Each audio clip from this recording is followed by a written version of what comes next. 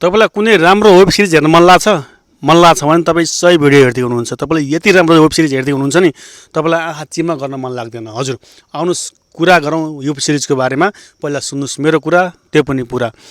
4 जना मान्छे हुन्छन्, 3 जना मरिसकेका हुन्छन् होइन। एकजना लेडिज हुन्छ र उसको यस्तो ठाउँमा बिहा हुन्छ जहाँ त्यसको श्रीमानको 3 जना केटीसँग अलरेडी बिहा भइसकेको हुन्छ। त्यसपछि कहानीले मोड लिँदै जान्छ। तपाईँलाई कुनै पनि सिनहरू स्क्रिप्ट गर्न मन लाग्दैन, किनकि त्यस्तो बवाल तरिकाले बनाइएको छ यो वेब सिरिजलाई। जब त्यो केटाको बारेमा केही पनि थाहा हुँदैन, 3 जना श्रीमती 3 जना केटीसँग बिहा भन्छ भनेर पनि, तर तिनले बिहा गरेर जान्छन्। जब जाने बित्तिकै उनको ससुराको मृत्यु हुन्छ होइन। त्यसपछि कहानीले के मोड लिन्छ, ओ माई गड, तपाईँ कल्पना पनि गर्न सक्नुहुन्न होइन। तपाईँलाई मैले सुरुमै भनिसकेँ, तपाईँले यसको वेब सिरिजको कुनै पनि भाग स्क्रिप्ट गर्नुहुन्न, म ठोकुवा गरेर भन्छु होइन। तपाईँले जी5 मा हिन्दीमा हेर्न पाउनुहुन्छ। वेब सिरिजको नाम के हो तपाईँलाई मैले स्क्रिनमा देखाएको छु, यो हो।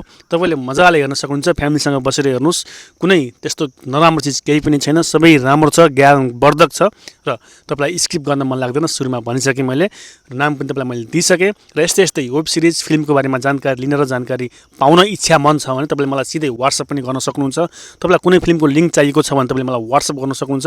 त्यतिखेरसम्मको लागि म तपाईँहरूबाट बिदा हुन चाहन्छु, मुभी क्लबबाट बिदा हुन चाहन्छु। Good by.